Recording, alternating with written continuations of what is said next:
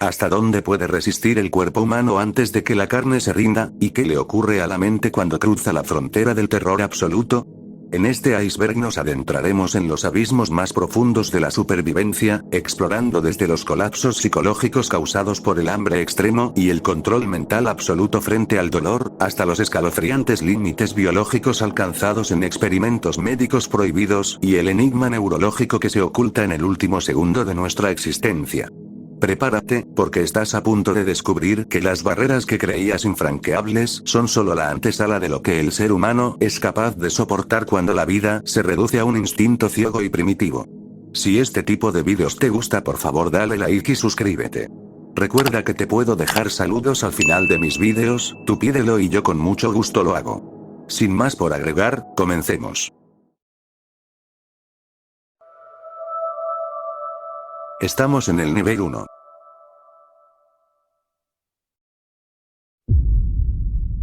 Maratón de la muerte.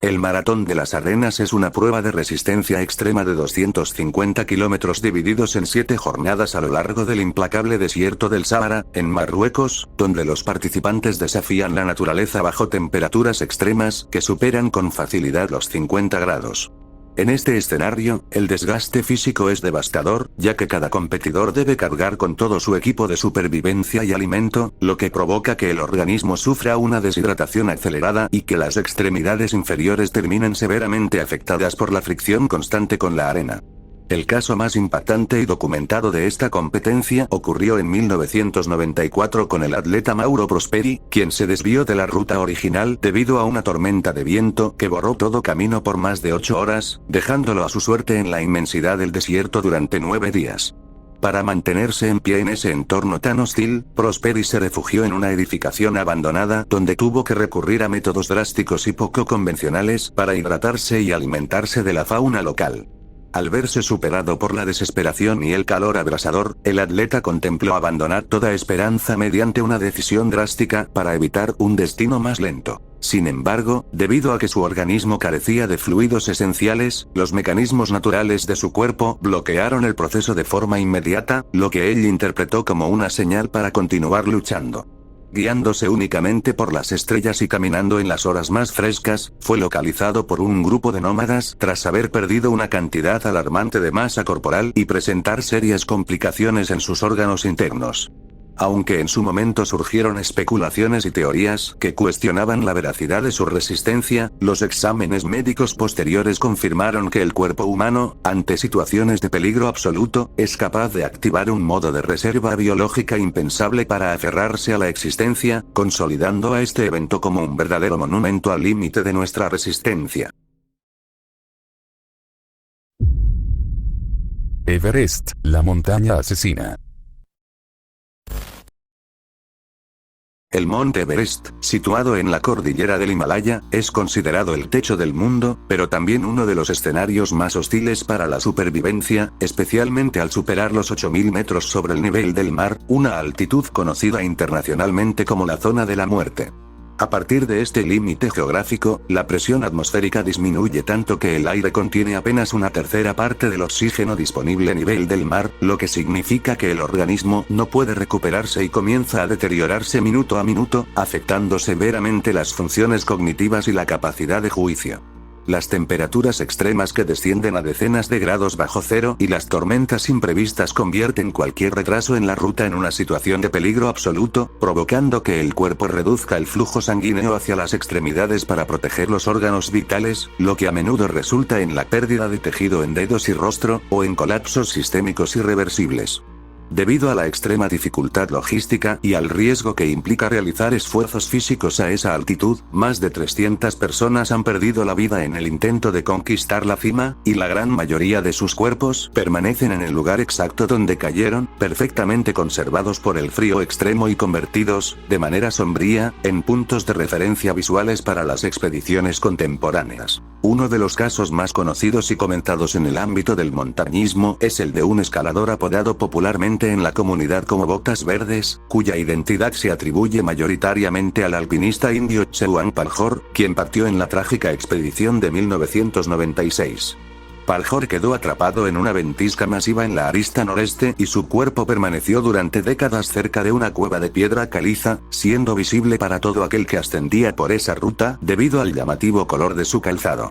Otro acontecimiento impactante que demuestra el dilema ético y los límites de la resistencia en la montaña ocurrió en 2006 con el escalador británico David Sharp, quien intentó la cumbre en solitario y sin asistencia de oxígeno suplementario. Sharp colapsó en la misma cueva donde se encontraba Botas Verdes y, a pesar de que decenas de personas pasaron junto a él durante su ascenso nocturno, la falta de recursos y el peligro de congelamiento impidieron que la mayoría pudiera brindarle ayuda efectiva antes de su desenlace. Las teorías y debates en torno al Everest no solo se centran en el impacto de la altitud en el cerebro humano, el cual puede provocar alucinaciones severas y una falsa sensación de bienestar, sino también en el debate ético moderno sobre la comercialización de la montaña, donde las largas filas de espera en los pasos más estrechos exponen a los escaladores a un agotamiento prolongado en la zona más peligrosa del planeta, demostrando que el mayor riesgo actual no es solo la naturaleza, sino las decisiones humanas bajo una presión extrema.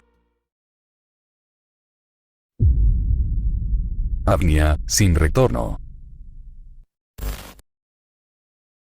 La apnea extrema o buceo libre es una de las disciplinas más peligrosas del mundo, donde los atletas descienden a profundidades que superan los 100 metros en el océano con un solo soplo de aire en sus pulmones y sin ningún equipo de respiración artificial. Al sumergirse, el cuerpo activa un mecanismo de supervivencia conocido como el reflejo de inmersión mamífero, el cual ralentiza el ritmo cardíaco a niveles mínimos y desplaza la sangre desde las extremidades hacia el cerebro y el corazón para proteger las funciones vitales. Sin embargo, a grandes profundidades, la presión hidrostática es tan devastadora que comprime los pulmones a una fracción de su tamaño original, sometiendo la caja torácica a una tensión extrema y empujando al organismo al borde del colapso físico. El mayor peligro en esta actividad ocurre durante el ascenso, específicamente en el tramo final conocido como el apagón de los 10 metros, donde la rápida disminución de la presión hace que los niveles de oxígeno en la sangre caigan de forma drástica, provocando una pérdida de conocimiento repentina antes de alcanzar la superficie que puede ser fatal si el equipo de seguridad no interviene en segundos. Uno de los casos más impactantes y trágicos en la historia de este deporte es el de la legendaria apneísta francesa Audrey Mestre, quien en el año 2002 intentó romper el récord mundial de profundidad en la modalidad de no limits frente a las costas de la República Dominicana, buscando descender a 171 metros. Para este tipo de descensos se utiliza un trineo metálico que desliza al atleta rápidamente hacia el fondo, y un globo inflable conectado a un tanque de aire para regresar a la superficie en cuestión de un par de minutos. Tras alcanzar la profundidad planeada de manera exitosa, Mestre accionó la válvula para inflar el globo, pero debido a una falla técnica en el sistema de aire, el mecanismo no funcionó, dejándola atrapada en la oscuridad del océano a una profundidad donde la presión es insufrible. A pesar de los esfuerzos de los buzos de seguridad para auxiliarla a mitad del camino, el tiempo de rescate se prolongó por más de 8 minutos debido a las complicaciones de la profundidad, superando por completo la capacidad de resistencia de su organismo y derivando en un desenlace trágico que conmocionó al mundo deportivo. En torno a la apnea extrema existen diversas teorías científicas sobre los límites evolutivos del ser humano y su capacidad para adaptarse al medio acuático. Algunos investigadores médicos señalan que el cerebro puede sufrir microlesiones por la falta prolongada de oxígeno en cada inmersión, mientras que la comunidad de buceadores debate constantemente sobre la seguridad de las herramientas mecánicas en los descensos más profundos. Este caso dejó en claro de manera verídica que, aunque la mente y el entrenamiento puedan controlar el reflejo involuntario de respirar bajo el agua y soportar presiones físicas extraordinarias, un solo fallo técnico o un error de cálculo en el tiempo de retorno convierte el desafío al entorno marino en una trampa sin salida. Ultramaratones del desierto.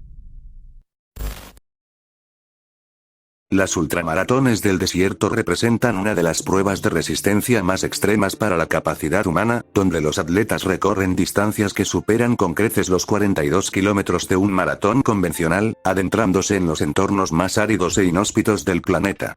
Eventos como la Badwater 135 en el Valle de la Muerte en Estados Unidos o el cruce de los 4 desiertos exigen que el cuerpo humano avance de forma continua bajo temperaturas ambientales que rozan los 55 grados, con un asfalto o terreno que puede alcanzar temperaturas aún más elevadas. En estas condiciones, el sistema de termorregulación del cuerpo trabaja a su máxima capacidad a través de la sudoración, lo que puede provocar una pérdida de líquidos de hasta 2 litros por hora. Si esta pérdida no se compensa de manera milimétrica con agua y electrolitos, el organismo puede sufrir un colapso por calor, desorientación espacial y fallos sistémicos. El esfuerzo prolongado sobre superficies ardientes genera un desgaste tan severo que los corredores a menudo experimentan desprendimiento de uñas en los pies y quemaduras por fricción, obligándolos a adoptar estrategias extremas como correr estrictamente sobre las líneas blancas del camino, para evitar que la radiación térmica directa dañe el calzado y los tejidos. En 1971 se dio una de las primeras carreras de resistencia extrema en entornos desérticos de América del Norte, donde varios corredores experimentaron el fenómeno médico de la hiponatremia o intoxicación por agua.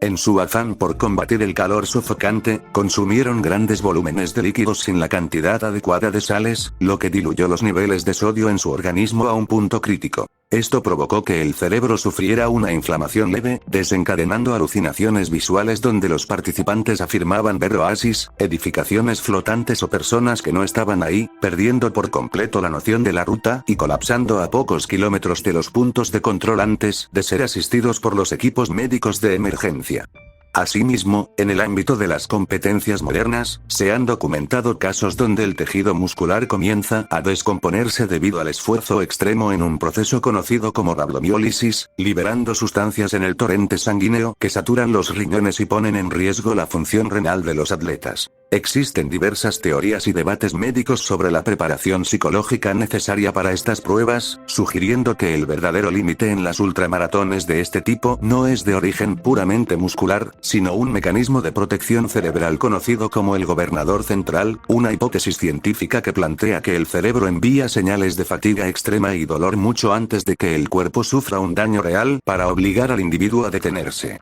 Quienes logran completar estas hazañas han aprendido a ignorar deliberadamente estas alertas tempranas de supervivencia, lo que genera debates entre los especialistas sobre las secuelas a largo plazo en el sistema cardiovascular. Estas competencias dejan en claro que la resistencia en el desierto es un juego de estrategia biológica donde el más mínimo error en la dosificación de la energía o en la hidratación transforma un reto deportivo en una situación de vulnerabilidad absoluta ante los elementos. El hombre más fuerte.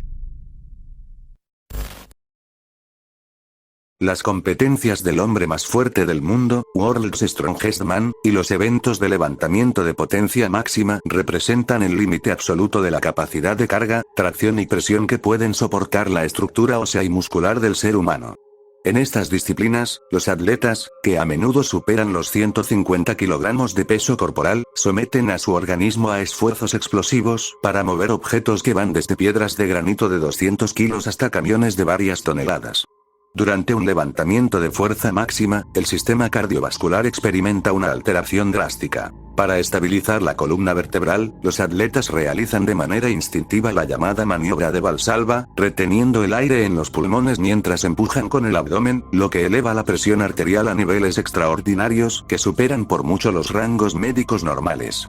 Esta presión interna masiva provoca con frecuencia la rotura de pequeños vasos capilares en el rostro y los ojos, hemorragias nasales instantáneas debido al esfuerzo y desmayos repentinos por la falta temporal de flujo sanguíneo adecuado al cerebro justo al terminar la prueba. En el año 2016, cuando el atleta británico Eddie Hall se convirtió en el primer ser humano en levantar 500 kilogramos en la modalidad de peso muerto, deadlift. El esfuerzo requerido para despegar media tonelada del suelo llevó su cuerpo a un escenario de crisis fisiológica inmediata. Al soltar la barra tras completar el récord, Hall colapsó sobre sus rodillas perdiendo el conocimiento de forma momentánea, mientras la presión acumulada provocaba sangrado por su nariz y oídos. El propio atleta relató posteriormente que la brutal tensión generada causó alteraciones neurológicas temporales, incluyendo una pérdida momentánea de la visión y lapsos de memoria a corto plazo durante las horas siguientes, requiriendo atención médica especializada en el lugar para estabilizar sus signos vitales y asegurar que no hubiera daños internos permanentes.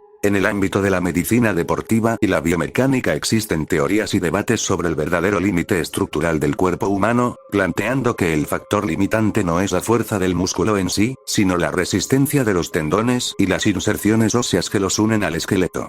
Cuando un atleta entrena para sobrepasar estos niveles, el sistema nervioso puede llegar a inhibir de forma voluntaria los órganos tendinosos de Golgi, que son los sensores naturales encargados de bloquear el músculo para evitar que se desgarre a sí mismo ante un peso excesivo. Al apagar este mecanismo de defensa mediante el entrenamiento extremo, el riesgo de sufrir desprendimientos musculares completos o fracturas por estrés se eleva de manera crítica. Este puesto del iceberg demuestra de forma verídica cómo la búsqueda de la potencia absoluta exige pagar un precio muy alto, llevando la presión interna y la resistencia de los tejidos al borde mismo de la ruptura. Estamos en el nivel 2.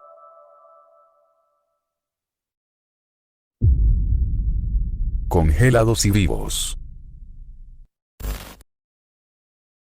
El fenómeno de la supervivencia a temperaturas extremadamente bajas representa uno de los límites biológicos más enigmáticos de la medicina, desafiando la noción tradicional de cuando un organismo se considera clínicamente irrecuperable. Cuando el cuerpo se expone al frío intenso de forma prolongada, entra en un estado de hipotermia profunda donde el metabolismo se ralentiza de manera drástica para proteger los órganos vitales, disminuyendo el ritmo cardíaco y la actividad cerebral a niveles mínimos. En el ámbito médico existe una máxima que dicta que nadie está muerto hasta que está caliente y muerto, debido a que el frío extremo puede actuar como un escudo protector para las células cerebrales, permitiendo que algunas personas sobrevivan periodos prolongados sin latidos cardíacos perceptibles ni respiración si su temperatura corporal desciende antes de que ocurra la falta de oxígeno. Anna Wagenholm, en el año 1999, sufrió un accidente mientras esquiaba en Noruega. Wagenholm cayó de cabeza en una corriente de agua helada bajo una capa de hielo de 1 metro de espesor, quedando atrapada boca abajo. Aunque logró encontrar una bolsa de aire bajo el hielo para respirar durante los primeros 40 minutos, el frío extremo paralizó rápidamente sus músculos y su cuerpo entró en una hipotermia severa. Cuando los equipos de rescate lograron extraerla tras haber permanecido más de 80 minutos sumergida, su corazón se había detenido por completo, sus pupilas estaban dilatadas y fijas, y su temperatura corporal interna había descendido hasta los 13.7 grados, la temperatura más baja registrada en un ser humano que ha sobrevivido. En el hospital, un equipo de especialistas utilizó una máquina de circulación extracorpórea para calentar gradualmente su sangre fuera del cuerpo antes de reintroducirla. Tras más de 9 horas de maniobras y contra todo pronóstico médico, su corazón volvió a latir por sí mismo y, tras varios meses de rehabilitación, logró recuperarse por completo sin presentar daños cerebrales permanentes. En torno a estos eventos existen diversas teorías científicas sobre la criopreservación natural y los límites de la animación suspendida en humanos. Algunos investigadores sugieren que, en casos de enfriamiento ultra rápido, el organismo entra en un estado similar a la hibernación de ciertos animales, donde la demanda de oxígeno de los tejidos cae casi a cero, impidiendo la muerte celular que normalmente ocurriría en cuestión de minutos a temperatura ambiente. No obstante, la comunidad médica advierte que estos casos son excepciones estadísticas extraordinarias, ya que el congelamiento del agua presente en las células suele expandirse y romper las membranas de los tejidos de forma irreversible, provocando secuelas severas o fallos sistémicos definitivos en la inmensa mayoría de los escenarios, lo que mantiene a este puesto como un verdadero milagro de la resistencia biológica. Sed infinita. El fenómeno de la privación total de líquidos, conocido médicamente como deshidratación aguda, representa uno de los límites más dolorosos y acelerados para la supervivencia del organismo, ya que el ser humano puede resistir semanas sin alimento, pero solo unos pocos días sin agua. Cuando el cuerpo deja de recibir fluidos, el volumen de la sangre disminuye drásticamente, volviéndose espesa y dificultando la labor del corazón para bombearla hacia los órganos vitales. Para conservar la poca humedad restante, las glándulas salivales y lagrimales dejan de funcionar por completo, la piel se agrieta y los riñones reducen al mínimo la filtración de toxinas, lo que desencadena una acumulación de residuos en el torrente sanguíneo que afecta directamente al sistema nervioso, provocando alucinaciones severas, delirios y una desesperación mental incontrolable ante la necesidad de beber. Un acontecimiento histórico y verificado que retrata la severidad de este límite ocurrió en el año 1877 con la conocida expedición perdida de las llanuras de Staker Plains Horror, donde un destacamento de caballería de los Estados Unidos se perdió por completo en una región árida y desértica de Texas durante un verano sofocante. Al agotarse sus provisiones de agua, los hombres y sus cabalgaduras entraron en un estado de desesperación tan agudo que comenzaron a consumir fluidos corporales de los animales y sustancias nocivas para intentar humedecer sus gargantas. La falta de hidratación real nubló de tal manera el juicio de los soldados que muchos sufrieron colapsos cognitivos, afirmando ver ríos caudalosos en el horizonte antes de desplomarse sobre la arena, requiriendo un rescate de emergencia que solo una parte del grupo logró resistir con vida.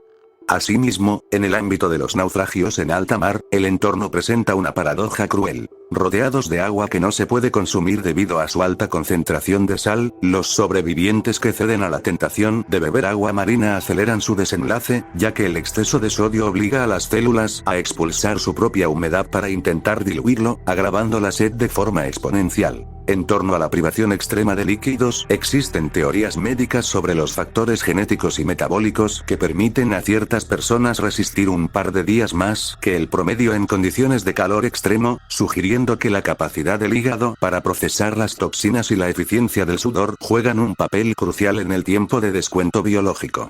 Por su parte, los expertos en supervivencia debaten constantemente sobre los límites psicológicos del delirio por sed, señalando que la pérdida de la cordura suele ser el factor que lleva a los individuos a tomar decisiones fatales antes de que ocurra el colapso orgánico definitivo. Este caso demuestra de manera verídica que la sed extrema es un enemigo implacable que desmantela tanto las funciones físicas como la estabilidad mental en cuestión de horas. Privación de sueño. La privación total de sueño representa uno de los desafíos más severos para el cerebro y el sistema nervioso, demostrando que el descanso no es un simple estado de inactividad, sino un proceso biológico vital para la restauración celular y cognitiva. Cuando el ser humano pasa más de 24 horas sin dormir, los niveles de dopamina y cortisol se alteran de forma drástica, provocando un estado de hiperactividad temporal que rápidamente da paso a una disminución severa en la capacidad de concentración, fallos en la memoria a corto plazo y cambios bruscos de humor. Si el estado de vigilia se prolonga por varios días, el cerebro comienza a experimentar microsueños, que son episodios involuntarios de pérdida de conciencia de apenas unos segundos de duración, donde la persona parece estar despierta, pero su actividad cerebral imita la del sueño profundo, lo que representa un peligro absoluto si se realizan actividades que requieren atención constante. El caso histórico y verificado más famoso en el ámbito de la investigación médica ocurrió en el año 1964 con el estudiante estadounidense Randy Gardner, quien a la edad de 17 años logró establecer un récord voluntario de 264,4 horas consecutivas sin dormir, lo que equivale a 11 días y 25 minutos. A lo largo del experimento, que fue monitoreado de cerca por un equipo de científicos y el investigador del sueño William Dement, Gardner experimentó un deterioro cognitivo progresivo y alarmante. Hacia el cuarto día comenzó a sufrir alucinaciones visuales, confundiendo señales de tráfico con personas y desarrollando una paranoia severa donde creía que la gente a su alrededor conspiraba en su contra. En los días finales, su capacidad de habla se volvió sumamente lenta y dificultosa, perdió la habilidad de realizar operaciones matemáticas elementales y su coordinación motriz se redujo drásticamente, aunque logró recuperarse tras dormir 14 horas seguidas una vez concluida la prueba. No obstante, debido a los severos riesgos neurológicos demostrados, el libro Guinness de los Récords decidió cancelar definitivamente esta categoría para evitar que otras personas intentaran superarla. En el extremo más oscuro de este límite biológico se encuentra una enfermedad hereditaria y neurodegenerativa sumamente extraña conocida como insomnio familiar fatal.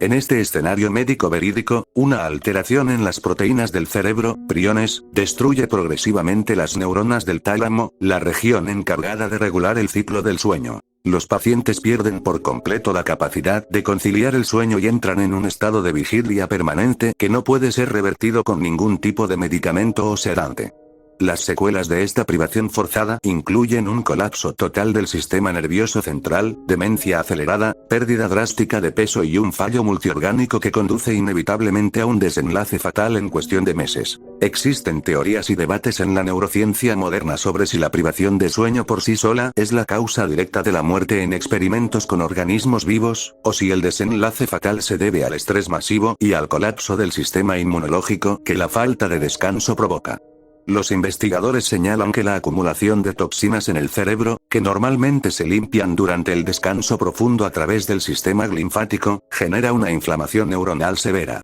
Este puesto del iceberg deja en claro de manera fidedigna que la mente humana posee un interruptor biológico inquebrantable y que negar el descanso al organismo es, de forma literal, desmantelar los cimientos de la cordura y la vida. Dolor ritual.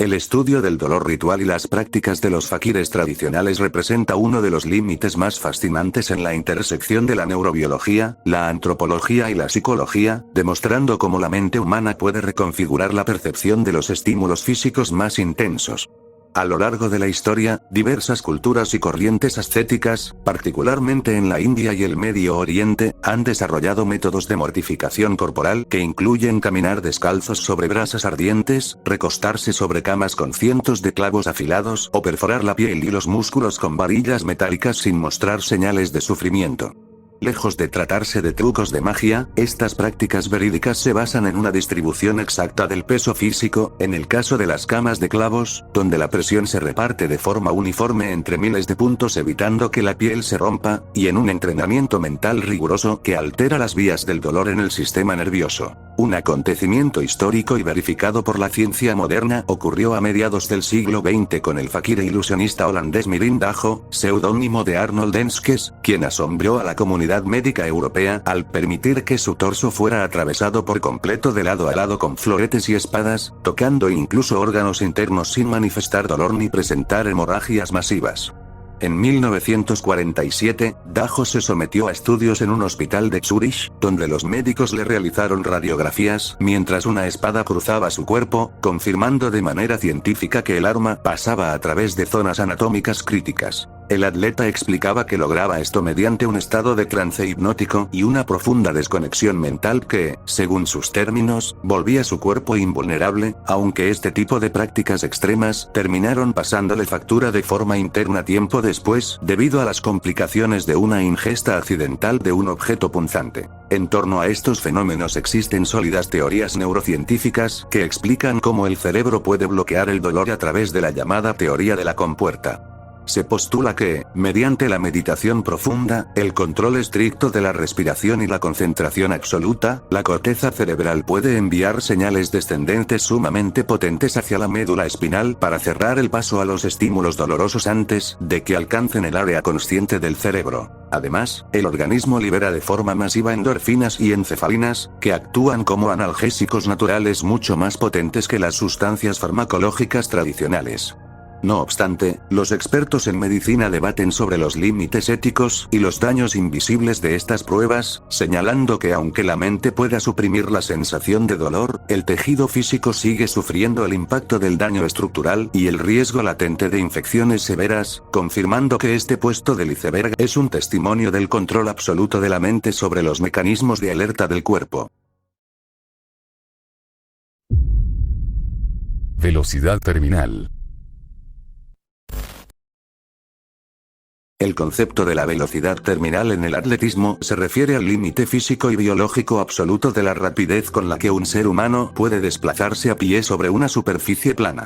A diferencia de un objeto en caída libre, donde la velocidad terminal está determinada por la resistencia del aire y la gravedad, en el cuerpo humano al correr este límite viene impuesto por la capacidad del sistema neuromuscular para aplicar fuerza contra el suelo en milisegundos y por la velocidad de contracción de las fibras musculares. Cuando un atleta de élite alcanza su velocidad máxima, sus pies pasan apenas entre 80 y 90 milisegundos en contacto con la pista en cada zancada, lo que exige que el organismo descargue una cantidad masiva de energía de forma explosiva en un fragmento de tiempo casi imperceptible para el ojo humano. El caso histórico y verificado por excelencia en esta categoría es el del velocista jamaicano Usain Bolt, quien durante el Campeonato Mundial de Berlín en 2009 estableció el récord mundial de los 100 metros lisos con un tiempo cronometrado de 9.58 segundos. Al analizar detalladamente los datos de los sensores de la pista, los científicos deportivos descubrieron que entre los metros 60 y 80 del recorrido, Bolt alcanzó una velocidad máxima de 44.72 km por hora.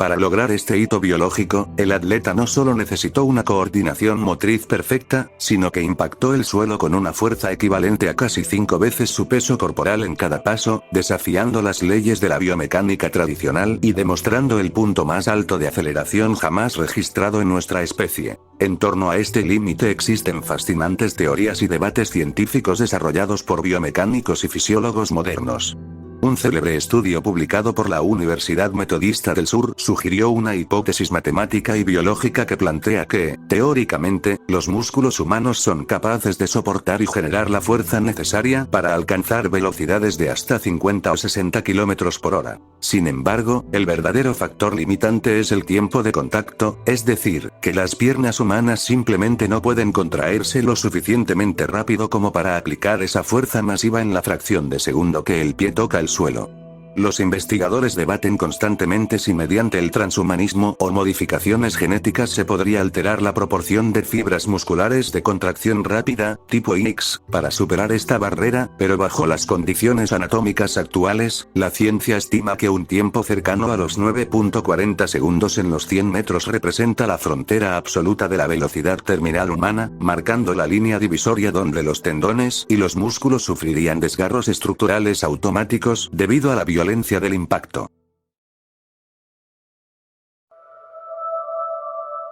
Estamos en el nivel 3.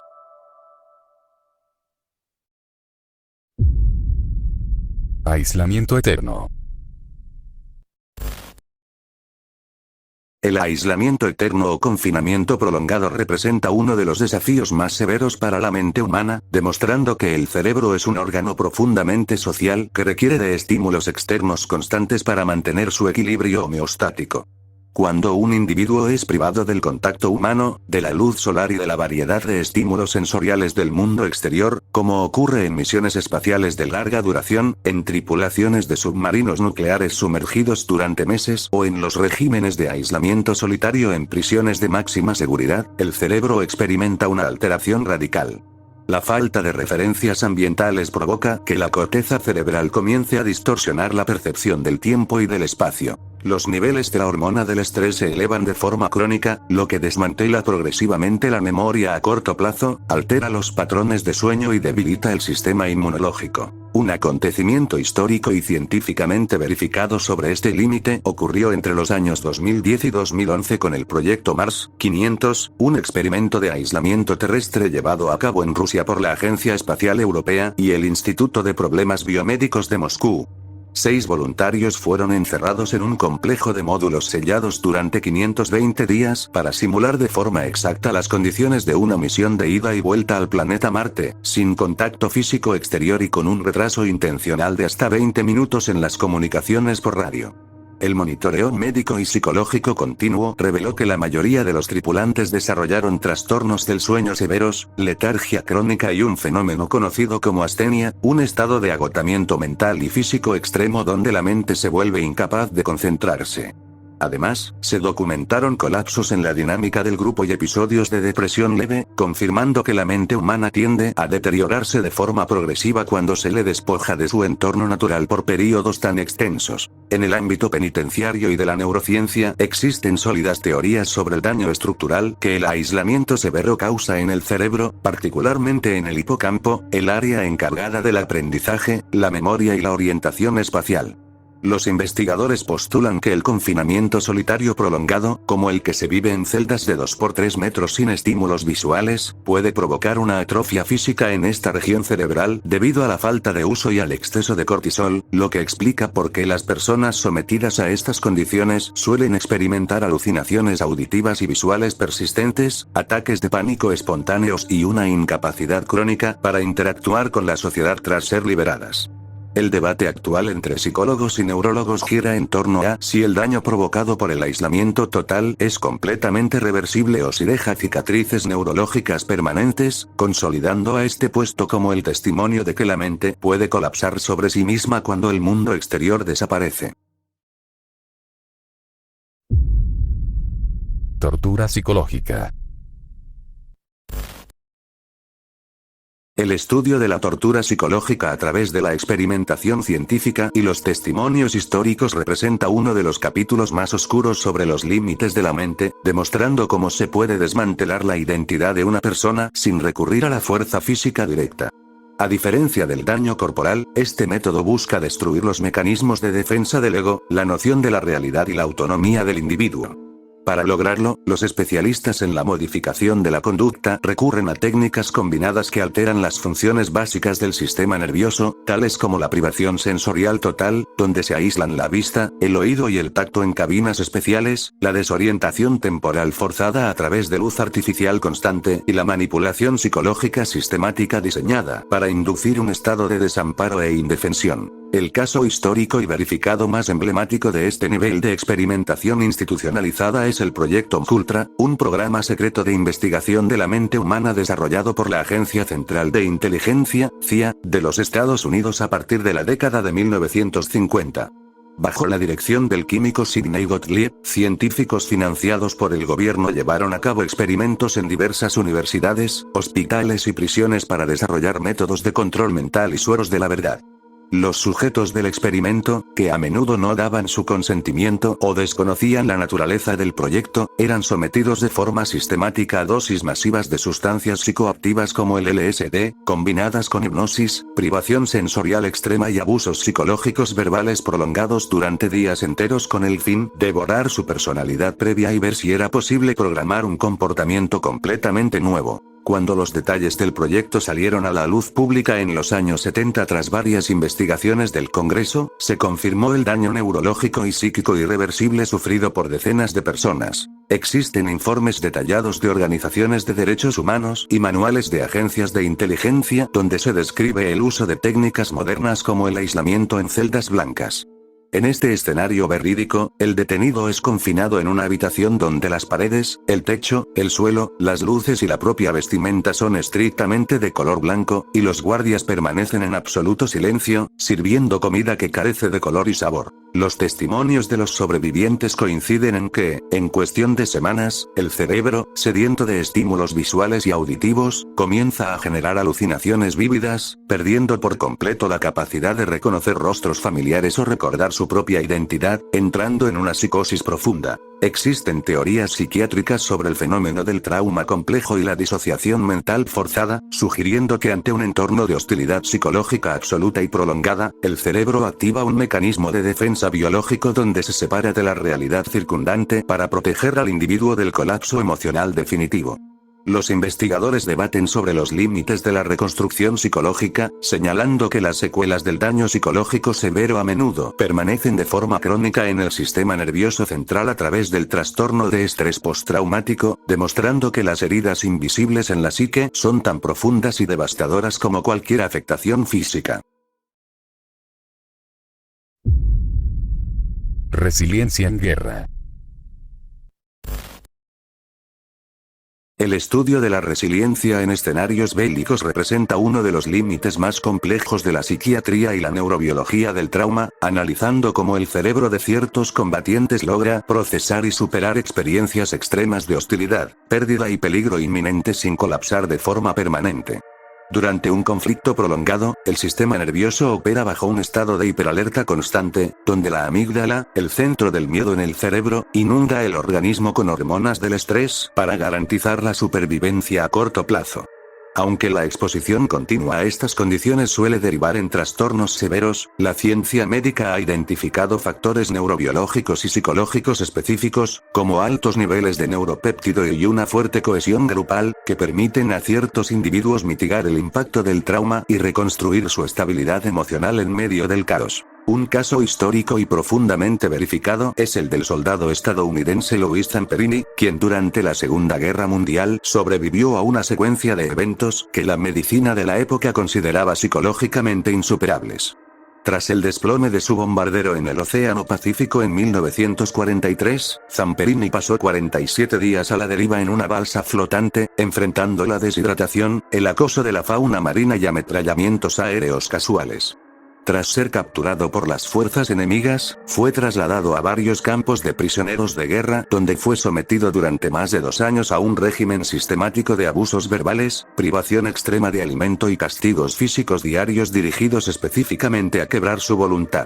A pesar de desarrollar inicialmente un cuadro severo de pesadillas y estrés postraumático severo tras su liberación, Zamperini logró canalizar su experiencia a través de un proceso de resignificación personal, convirtiéndose en un referente de la resiliencia al perdonar públicamente a sus antiguos captores y demostrar una recuperación cognitiva y emocional completa que desafió los pronósticos psiquiátricos de la posguerra. En el ámbito de la psicología militar, existen teorías y debates en torno al concepto del crecimiento postraumático, una hipótesis científica que plantea que un porcentaje de personas expuestas a traumas severos no solo logra regresar a su estado psicológico previo, sino que experimenta un desarrollo positivo en su personalidad, caracterizado por una mayor fortaleza interna, una readecuación de sus prioridades vitales y una resistencia incrementada ante futuras crisis. Sin embargo, los investigadores debaten intensamente sobre los límites éticos y metodológicos de este concepto, advirtiendo que la resiliencia no debe romantizarse ni confundirse con la simple supresión del dolor o la insensibilidad emocional, ya que el sistema nervioso central siempre registra el impacto del estrés crónico.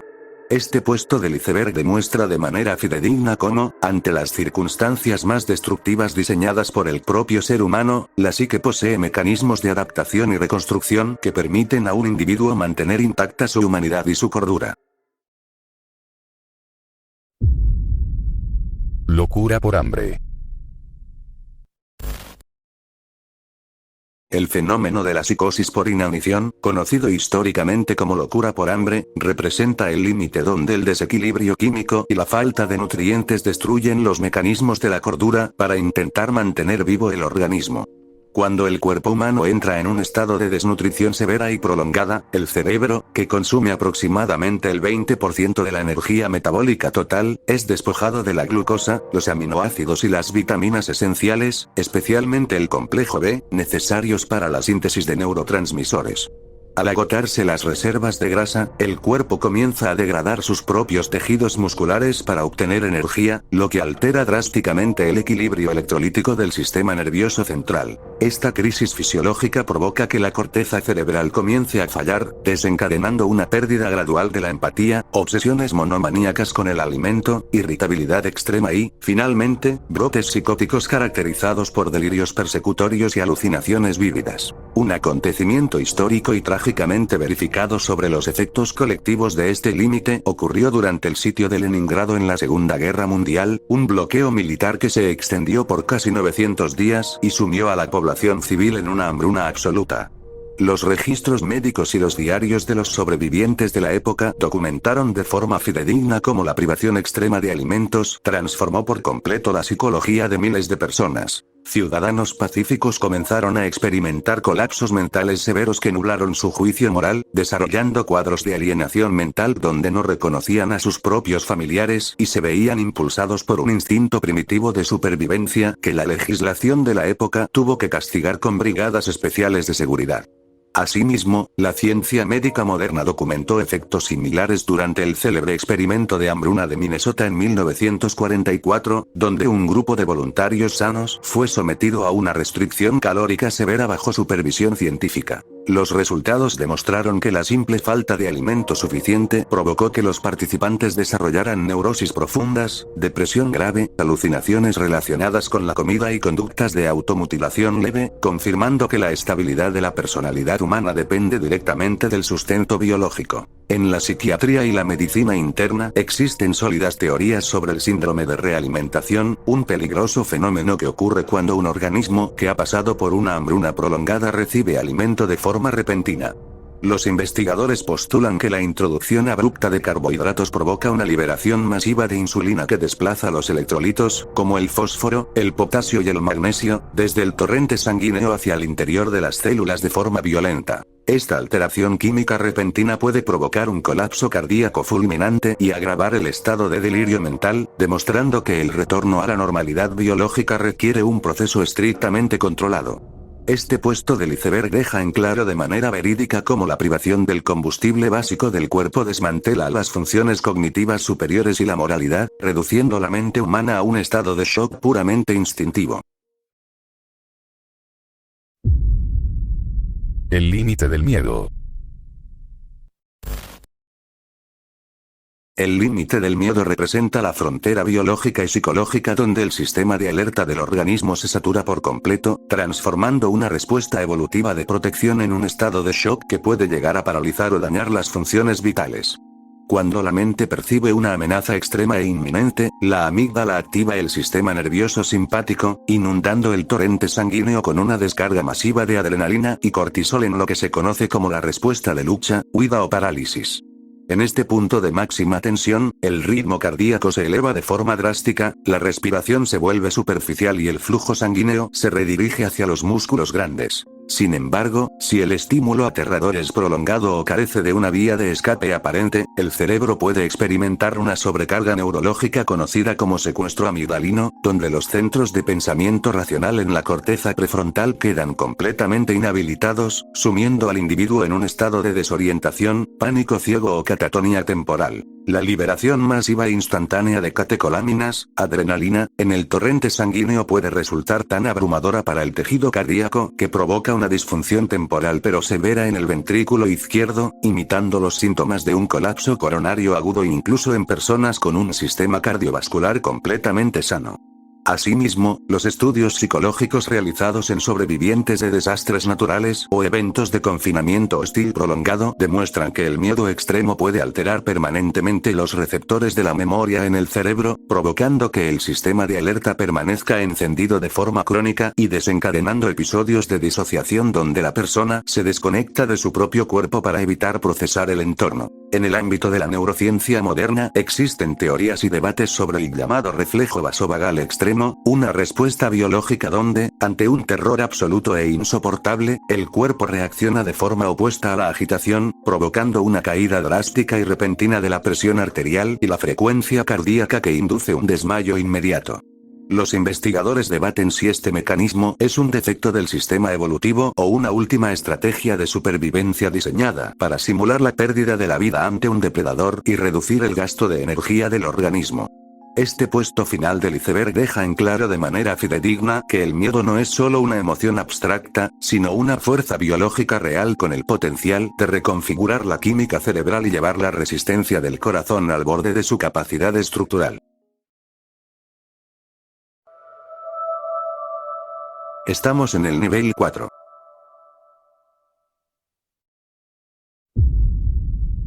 Canibalismo de supervivencia.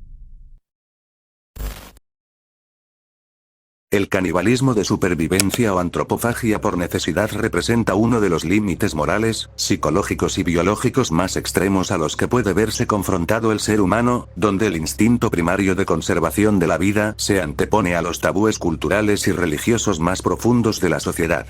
Desde la perspectiva fisiológica, cuando el cuerpo entra en un estado de inanición severa y prolongada, agota primero sus reservas de glucógeno y grasa antes de comenzar a catabolizar sus propios músculos para obtener aminoácidos y mantener en funcionamiento los órganos vitales, destruyendo el sistema inmunitario y alterando la química cerebral. En este punto crítico de declive físico, el cerebro experimenta una transformación cognitiva donde la obsesión por el alimento nubla cualquier otra consideración, forzando a los individuos a tomar decisiones drásticas para evitar un fallo multiorgánico inminente y la muerte por inanición. El caso histórico, verificado y más emblemático de este fenómeno ocurrió tras el accidente del vuelo 571 de la Fuerza Aérea Uruguaya en el año 1972, conocido mundialmente como la tragedia de los Andes, donde un avión que transportaba a un equipo de rugby y sus familiares se estrelló en un glaciar remoto a más de 3.500 metros de altitud. Los sobrevivientes, atrapados en un entorno hostil con temperaturas de decenas de grados bajo cero y sin vegetación ni fauna disponible, agotaron las escasas provisiones de la aeronave en los primeros días.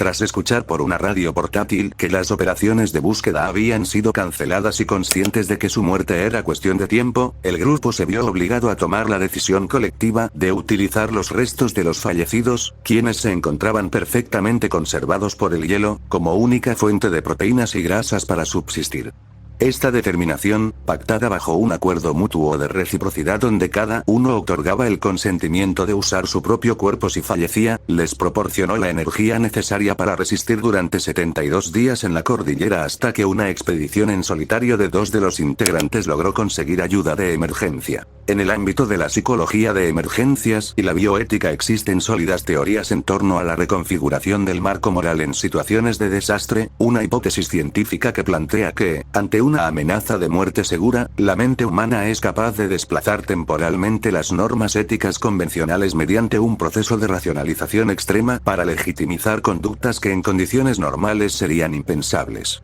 Los investigadores y psiquiatras que estudiaron a los sobrevivientes documentaron que el acto no se realizó con salvajismo, sino mediante un protocolo estricto y ritualizado para mitigar el impacto psicológico, demostrando que la cohesión grupal y el propósito de regresar con sus familias funcionaron como un escudo contra el colapso mental y la locura. Este puesto del iceberg deja en claro de manera fidedigna que el canibalismo de supervivencia no surge de la degradación moral, sino de un imperativo biológico inquebrantable donde el organismo se aferra a la existencia utilizando el último recurso disponible en los confines de la Tierra. Experimentos médicos extremos. Los experimentos médicos extremos representan el punto más oscuro en la historia de la ciencia, donde la búsqueda de conocimiento o el desarrollo de tecnologías militares y médicas se despojaron por completo de cualquier límite ético, utilizando el cuerpo humano como un simple objeto de ensayo de laboratorio. En estos escenarios, los investigadores sometieron a sujetos vulnerables a condiciones físicas intolerables, como la exposición a patógenos letales, la congelación inducida, la privación de oxígeno a gran altitud y la resistencia a la radiación, con el fin de registrar con precisión matemática el punto exacto en el que el organismo humano sufre un fallo orgánico irreversible y la muerte. Fisiológicamente, estos experimentos documentaron de forma forzada los límites de la homeostasis, demostrando cómo la presión extrema, las toxinas y las temperaturas límite destruyen el sistema nervioso central, colapsan el aparato cardiovascular y causan necrosis celular masiva, dejando un legado de sufrimiento que obligó a la comunidad internacional a replantear por completo la regulación de la investigación científica. Un acontecimiento histórico, verificado y de escala masiva sobre este límite, fue el accionar de la Unidad 731 del Ejército Imperial Japonés durante la Segunda Guerra Mundial, un programa secreto de investigación y desarrollo de armas biológicas y químicas con base en Harbin, China. Bajo la dirección del general médico Shiro Ishii, miles de prisioneros de guerra y civiles, denominados despectivamente marutas o troncos, fueron sometidos a experimentos atroces sin ningún tipo de anestesia. Los científicos realizaron vivisecciones para observar el deterioro en tiempo real de los órganos internos tras inyectar enfermedades como la peste bubónica, el cólera y el antrax.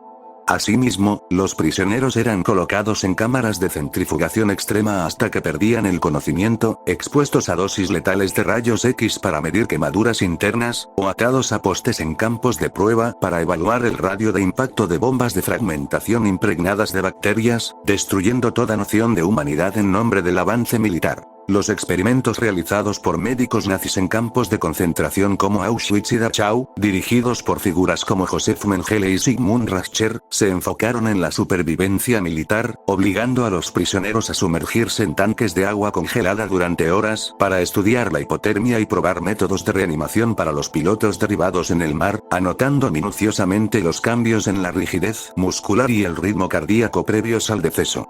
Tras el fin de la guerra y el descubrimiento de estas atrocidades, los aliados llevaron a cabo los juicios de Nuremberg, un proceso judicial histórico que sentó las bases de la bioética moderna mediante la creación del Código de Nuremberg en 1947, el primer documento internacional que exigió de forma estricta el consentimiento voluntario y explícito del sujeto como un requisito inquebrantable para cualquier experimento médico. Existen debates y dilemas éticos profundos en la ciencia contemporánea sobre el uso de los datos obtenidos en estos experimentos extremos, dividiendo a los investigadores entre quienes sostienen que utilizar dicha información es validar las torturas del pasado y quienes argumentan que destruir esos datos significaría que el sacrificio forzado de las víctimas fue en vano, especialmente en campos específicos como el estudio del tratamiento de la hipotermia severa donde los datos de Dachau siguen siendo los más detallados de la historia médica. Los bioeticistas modernos recalcan que el fin nunca justifica los medios y que la ciencia desprovista de moral se convierte en una herramienta de destrucción masiva, consolidando este puesto del iceberg como el recordatorio más severo de lo que ocurre cuando autocontrol frente al dolor.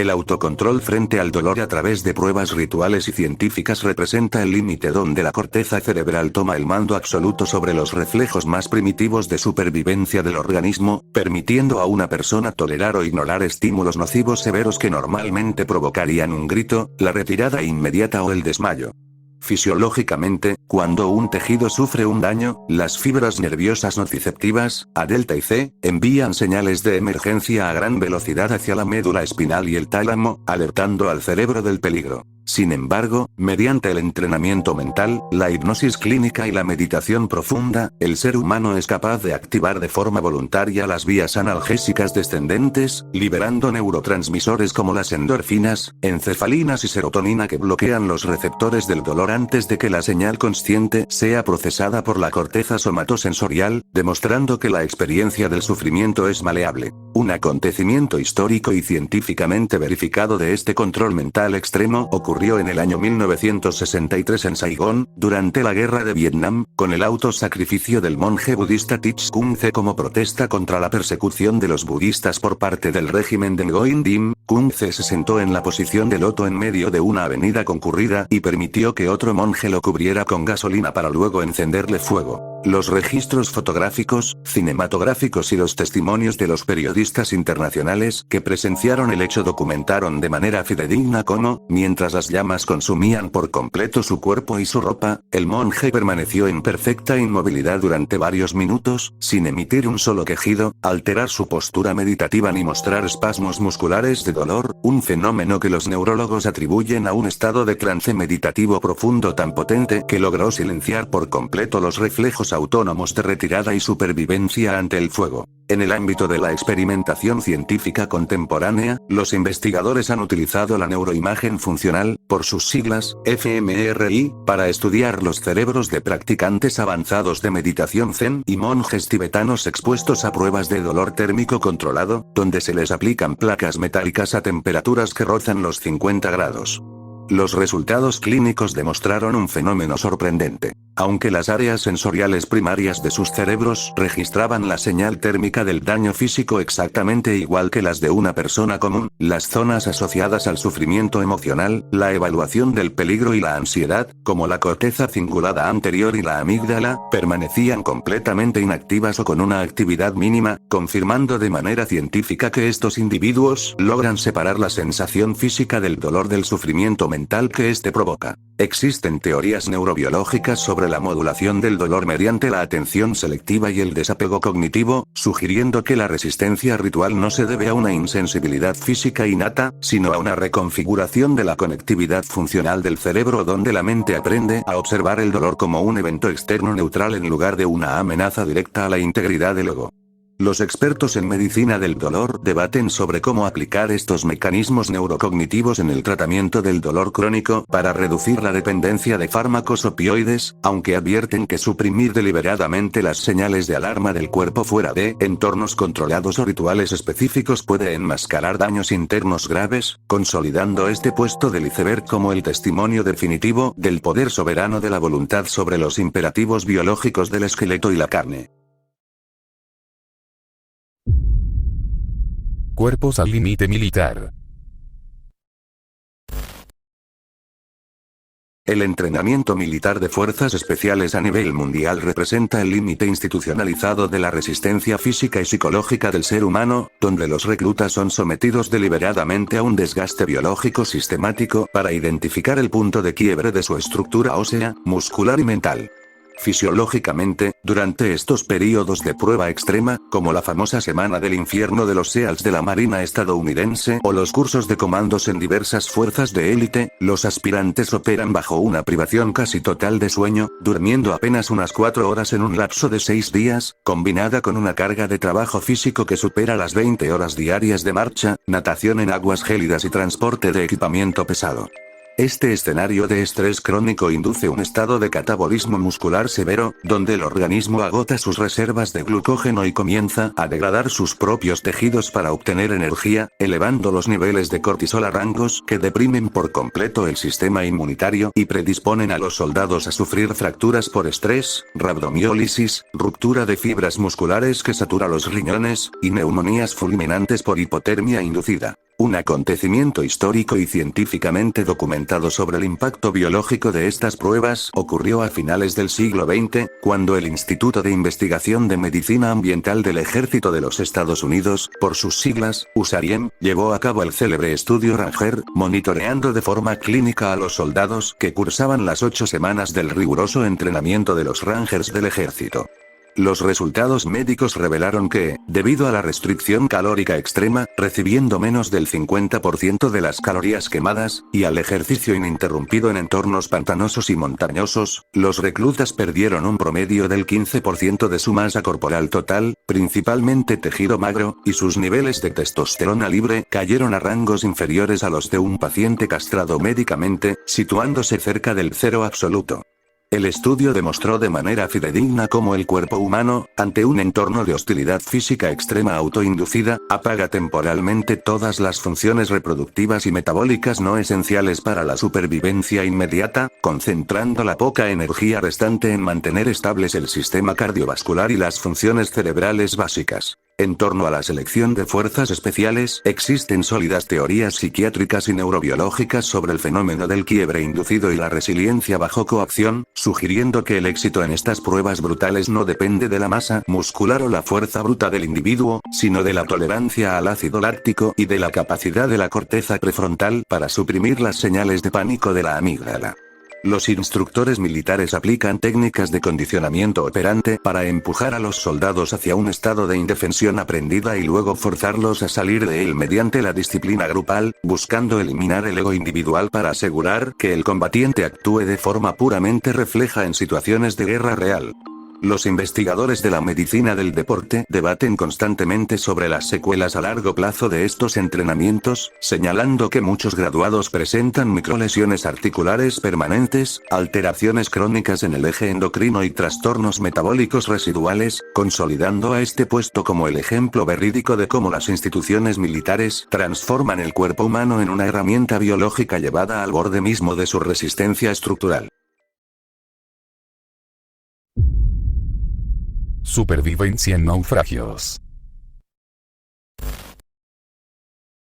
El fenómeno de la supervivencia en naufragios a largo plazo representa uno de los desafíos más devastadores para la homeostasis del cuerpo humano, donde los sobrevivientes deben enfrentarse a una combinación letal de deshidratación aguda, desnutrición severa, hipotermia o hipertermia extrema y el constante embate psicológico del aislamiento en un entorno hostil. Fisiológicamente, al carecer de agua dulce, el organismo activa al máximo la hormona antidiurética para retener la poca humedad disponible, deteniendo la producción de sudor y saliva. Si el náufrago comete el error crítico de consumir agua marina debido a la desesperación, la alta concentración de sodio obliga a las células a expulsar su propia agua para intentar diluir el mineral, lo que acelera de forma exponencial la deshidratación celular, provoca fallos renales agudos, delirios destructivos y un colapso cardiovascular fulminante. Además, la exposición continua a la humedad salina y a los rayos ultravioleta destruye las capas protectoras de la piel, generando úlceras dolorosas conocidas como llagas de mar que, combinadas con la falta de vitamina C, impiden la cicatrización y predisponen al cuerpo a infecciones sistémicas, mientras los músculos se atrofian rápidamente debido al catabolismo inducido por la falta de calorías.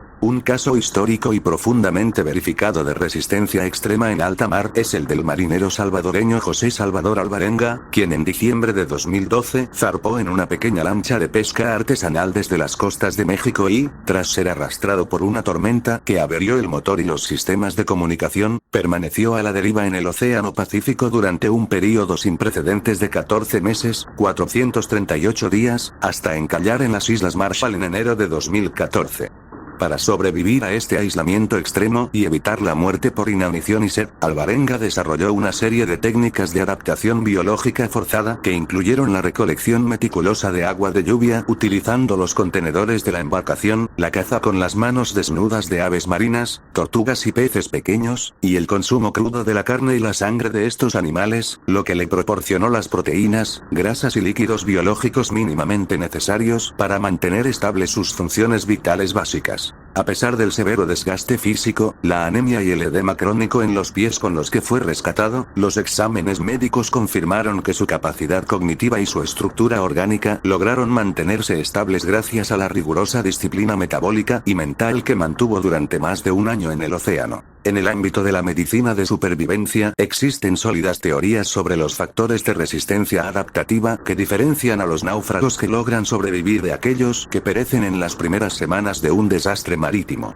Los investigadores postulan que, más allá de la fortaleza física inicial, la supervivencia depende de la capacidad del cerebro para entrar en un estado de hipometabolismo o conservación de energía para reducir el consumo calórico y del control estricto de la ansiedad a través de la corteza prefrontal, evitando que el miedo active respuestas simpáticas innecesarias que aceleren el gasto de fluidos corporales a través de la respiración agitada. Los expertos en psicología de emergencias debaten constantemente sobre los límites del trauma por aislamiento en alta mar, señalando que la falta de puntos de referencia visuales en el horizonte genera una distorsión total del tiempo en el cerebro que propicia la aparición de psicosis y alucinaciones vívidas, consolidando este puesto del iceberg como el testimonio definitivo de cómo el organismo y la voluntad humana pueden resistir las condiciones de desamparo más prolongadas y extremas de la historia de la navegación. Estamos en el nivel 5.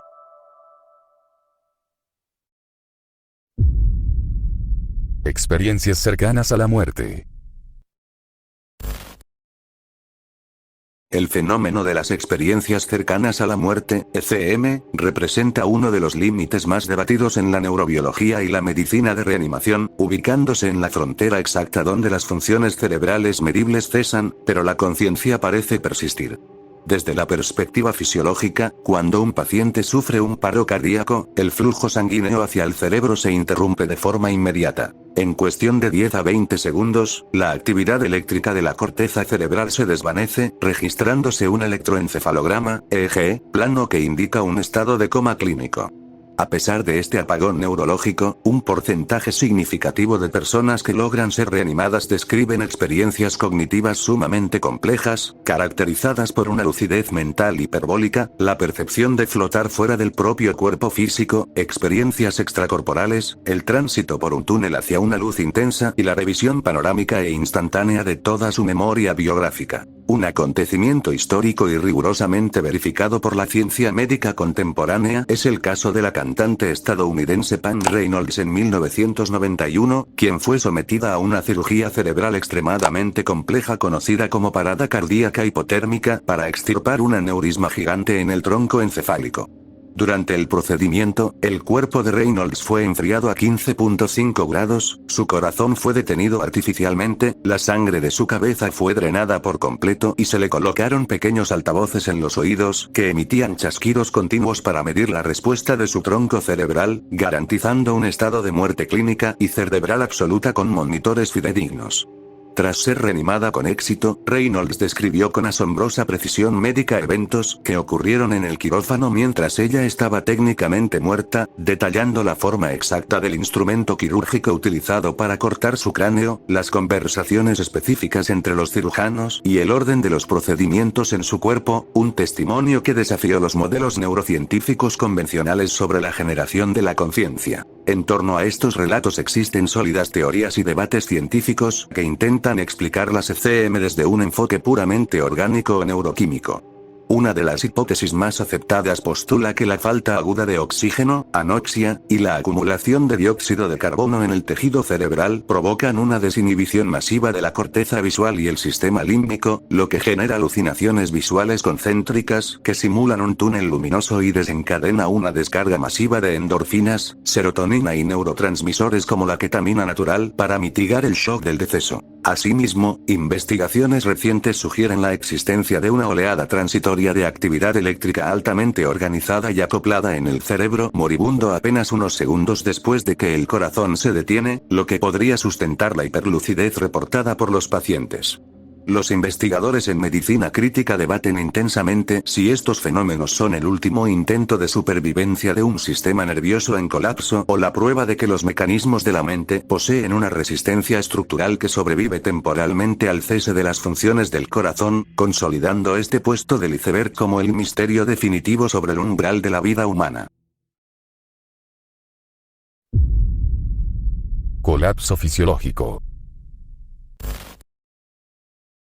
El colapso fisiológico representa el umbral crítico donde los mecanismos homeostáticos del organismo se saturan y fallan simultáneamente, provocando una caída en cascada de los sistemas vitales que precede a la muerte clínica si no se interviene de inmediato. Desde la perspectiva médica, este fenómeno ocurre cuando una agresión extrema, ya sea por deshidratación severa, shock térmico, pérdida masiva de sangre, shock hipovolémico, o fatiga extrema por inanición, supera la capacidad de compensación del cuerpo, haciendo que el sistema nervioso autónomo pierda el control sobre la presión arterial y la distribución del oxígeno. En este punto de quiebre biológico, los vasos sanguíneos periféricos se colapsan para intentar proteger el cerebro y el corazón, la temperatura interna se dispara o cae a rangos incompatibles con la vida, y las células, privadas de energía, comienzan a romper sus propias membranas, liberando toxinas en el torrente sanguíneo, lo que desencadena un fallo multiorgánico fulminante. Un acontecimiento histórico y verificado por la medicina del deporte de resistencia que ilustra el alcance real de este límite ocurrió durante los Juegos Olímpicos de Los Ángeles en 1984, con el colapso de la maratonista suiza Gabriela Andersen-Schiess.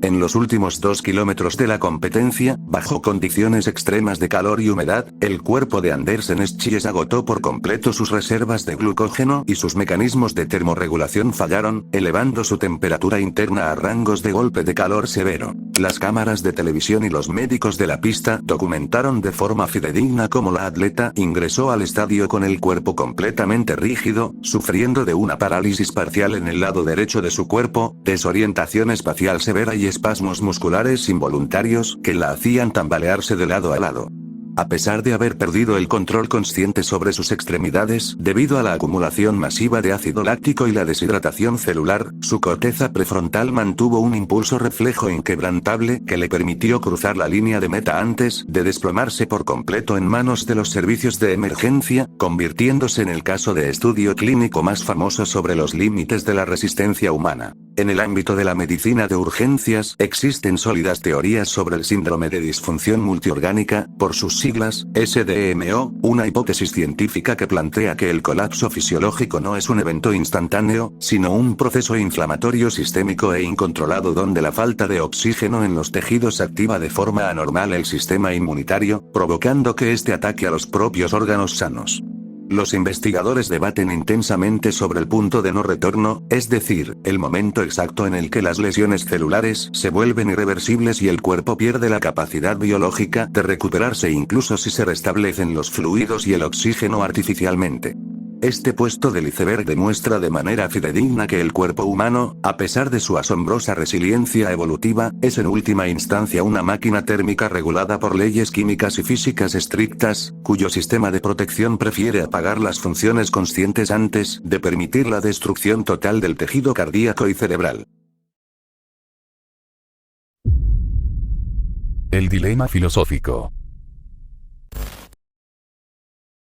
El dilema filosófico sobre los límites de la existencia humana plantea una de las interrogantes más profundas en la intersección de la epistemología, la fenomenología y la ciencia cognitiva, cuestionando si las barreras que detienen a un individuo ante el dolor, el cansancio o el miedo son verdaderos muros biológicos infranqueables o construcciones mentales dictadas por el instinto de conservación. Desde una perspectiva fisiológica y psicológica, el organismo opera bajo el principio de la homeostasis, utilizando el cerebro como un sofisticado gobernador central que envía señales de fatiga, dolor y pánico mucho antes de que el tejido muscular, óseo o cardíaco sufra un daño estructural real. Esto significa que cuando una persona siente que ha llegado a su límite absoluto y que su cuerpo no puede resistir más, en realidad está experimentando una estrategia evolutiva de protección, lo que abre el debate filosófico sobre si la verdadera frontera de la capacidad humana se encuentra en la materia física o en las creencias arraigadas en la psique. Un hito histórico y verificado por la psicología experimental que ilustra de manera fidedigna este dilema es el desarrollo de la teoría del gobernador central, propuesta por el renombrado fisiólogo Tim Noakes a finales del siglo XX, tras analizar el rendimiento de atletas de ultra resistencia en condiciones extremas.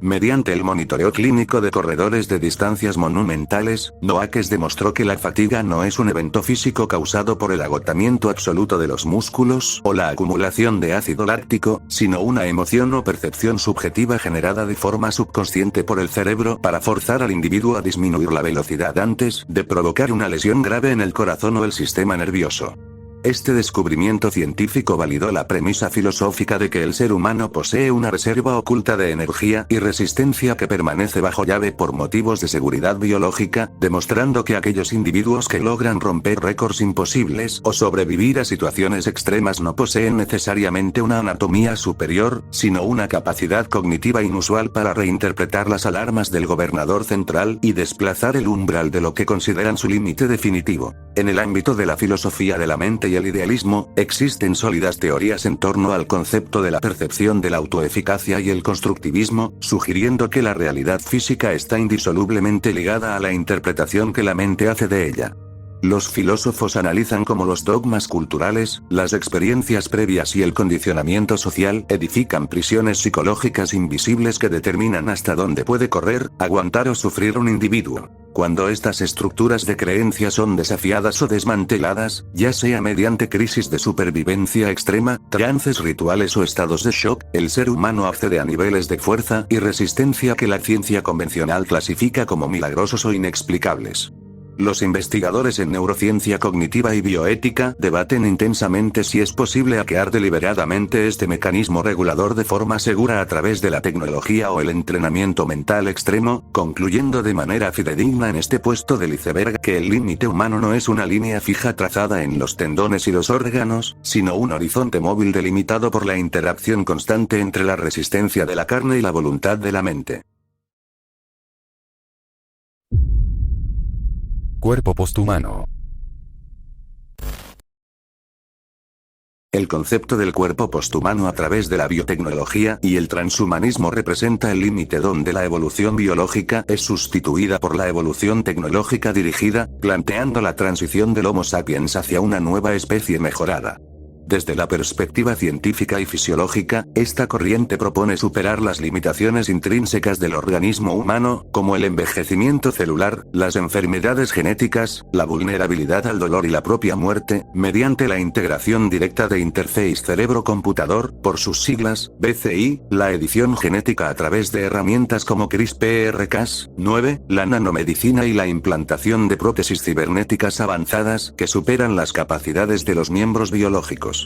Este proceso de hibridación busca reconfigurar el sistema nervioso y la estructura ósea para expandir los sentidos humanos, permitiendo, por ejemplo, la percepción de campos electromagnéticos o la visión infrarroja, lo que desafía la noción tradicional de homeostasis al sustituir componentes orgánicos por sistemas sintéticos capaces de autorrepararse y optimizar el gasto energético del cuerpo. Un acontecimiento histórico y verificado que marca el inicio de esta era es el desarrollo y la aprobación clínica de las interface cerebro-computador implantables por parte de empresas especializadas en neurotecnología, destacando los ensayos clínicos iniciados en la década de 2020 con pacientes que sufrían parálisis severa. A través de la implantación quirúrgica de matrices de microelectrodos directamente en la corteza motora primaria del cerebro, los investigadores lograron registrar los potenciales de acción de las neuronas y traducirlos, mediante algoritmos de inteligencia artificial, en comandos digitales. Este hito científico permitió a personas con tetraplegia controlar brazos robóticos con texturas de retroalimentación táctil, mover cursores en pantallas de ordenador y redactar texto complejo con el solo pensamiento a una velocidad sin precedentes. Asimismo, el caso verídico de científicos y atletas cyborgs que utilizan prótesis bioelectrónicas conectadas directamente a sus terminaciones nerviosas demuestra que el sistema nervioso posee una plasticidad cerebral asombrosa, capaz de adoptar y asimilar herramientas artificiales como si fueran extensiones legítimas de la propia carne. En el ámbito de la filosofía de la ciencia y la bioética existen sólidas teorías en torno al transhumanismo y el advenimiento de la singularidad tecnológica, un escenario hipotético donde los límites entre la biología y la tecnología se disuelven por completo. Los investigadores debaten intensamente sobre las implicaciones éticas de la mejora cognitiva y física, señalando el peligro de una brecha biológica y socioeconómica donde solo una parte de la población tenga acceso a las modificaciones biotecnológicas, creando una división entre humanos biológicos y posthumanos optimizados. Los neurólogos y filósofos cuestionan si la conciencia y la identidad humana pueden preservarse intactas tras una transición masiva hacia componentes sintéticos o si el cuerpo posthumano, al despojarse de la fragilidad del dolor y el envejecimiento, perdería las características fundamentales que definen la experiencia humana, consolidando este puesto del iceberg como la frontera donde la ciencia deja de reparar el cuerpo para comenzar a rediseñarlo por completo. El último segundo.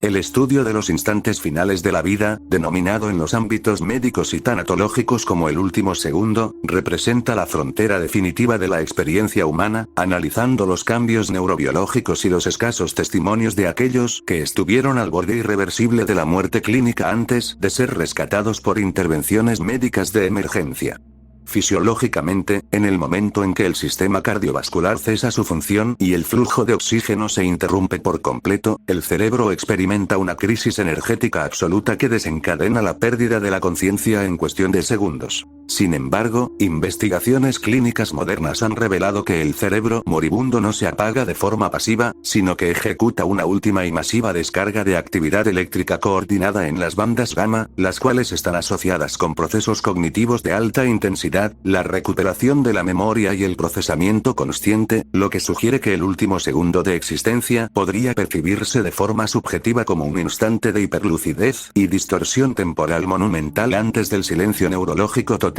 Un hito científico y verificado de forma fortuita que documenta de manera fidedigna este proceso ocurrió en el año 2022, cuando un equipo de neurocientíficos liderado por el Dr. Ajmal Zemar se encontraba monitoreando de forma continua el cerebro de un paciente de 87 años mediante un electroencefalograma para detectar ataques de epilepsia. Durante el registro, el paciente sufrió un ataque cardíaco fulminante y falleció, permitiendo a los científicos registrar por primera vez en la historia de la medicina los 90 segundos exactos de actividad cerebral previos y posteriores al deceso. Los datos clínicos revelaron un incremento asombroso en las oscilaciones neuronales gamma justo en el momento en que el corazón dejó de bombear sangre, demostrando de forma fidedigna que el cerebro es capaz de replicar los mismos patrones eléctricos que se presentan durante el sueño, la meditación profunda y la evocación de recuerdos vívidos. Este descubrimiento científico respaldó de forma orgánica los testimonios históricos de pacientes reanimados que aseguran haber visto pasar toda su vida ante sus ojos en una fracción de segundo, confirmando que el organismo ejecuta un último protocolo biológico que condensa la memoria del individuo en el umbral de la muerte.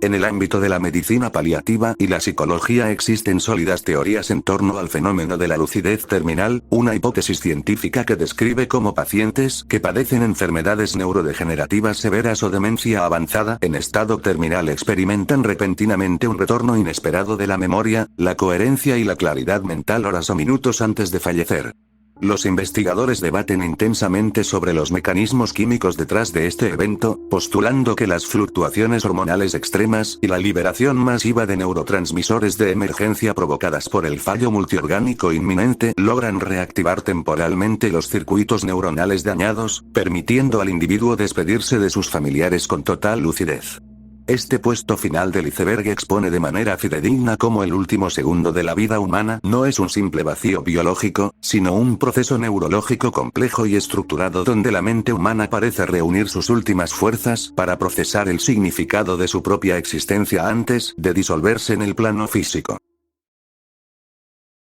Hemos llegado al final del video, pasemos a los saludos. Recuerden que me pueden recomendar temas para los siguientes icebergs, leo todos sus comentarios.